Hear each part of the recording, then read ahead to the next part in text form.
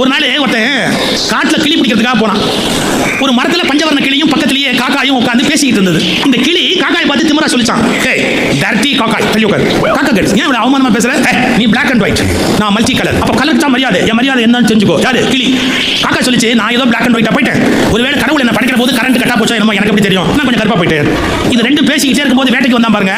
வேட்டைக்கு வந்து அப்படியே கபால்னு கிளியை ஒரு அமுக்கம்னா, எங்க வேட்டைக்கு வந்து காக்காயை பிடிப்பான், கிளியை ஒரே அமுக்கம்னா தூக்கி ஜீப்ல போட்டான், ஊடு தூக்கிட்டான். இந்த காக்கா பார்த்தது, என்ன நம்மளோட பேசிக்கிட்டு இருந்த கிளியை கொண்டு போயிட்டானே, என்ன பண்றான் பாப்போம். வீட்டுக்கு போச்சு. அங்க போனா அவன் கிளியை பேசுறதுக்கு பழக்கலாம். எப்படி நம்ம பழக்குவாங்க? பூண்டு இருக்குது இல்லையா, கார்லிக் பூண்டு, அதை எடுத்து நெருப்புல சுட்டு கிளி நாக்குல வைக்கிறான். கிளிக்கு குழையறதுக்காக என்ன சொல்லி கொடுத்தான்? Good morning சொல்லுன்னா.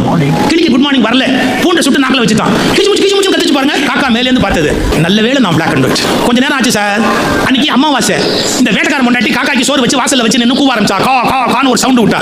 அப்பதான் இந்த காக்கா என்ன பண்ணுச்சு? சாப்பாட்டை பார்த்தது, கிளியை பார்த்தது, மறுபடியும் சாப்பாட்டை பார்த்துட்டு கிளியை பார்த்து சொல்லிச்சு, பாத்தியா நியாயத்தை? அவன் பாஷையில உன்னை பேச வைக்கிறதுக்கு சூடு வைக்கிறான், என் பாஷையில என்ன கூப்பிட்டு சோறு வைக்கிறான். வேற உன்னை விட 1000 டைம்ஸ் நான் பெரிய ஆள் அப்படின்னு அப்படியே காக்கா பறந்து போச்சுறான். பொம்பளை பிள்ளைங்க கவனிச்சுக்கணும், அழகா இருப்பது எவ்வளவு பெருமையானதோ அவ்வளவு ஆபத்தானது. புரிஞ்சுக்கணும். நாம நிறம் கம்மியா பிறந்தா தப்பு கிடையாது. ஒன்னு சொல்லட்டுமா, இந்த உலகத்தில் ஒழுக்கத்தை விட சிறந்த அழகு வேறு எதுவும் இல்லை என்பதை நம்ம முதல்ல புரிஞ்சுக்கணும். உலகம் முழுவதும் எந்த ஜூவிலும் வைக்கப்படாத ஒரே பறவை காக்கை. ஏன் தெரியுங்களா? சுதந்திரமாக இருப்பதை விட பெரிய அழகு இந்த உலகத்தில் வேறு எதுவுமே இல்லை. காக்கை எப்போதும் சுதந்திரமானது.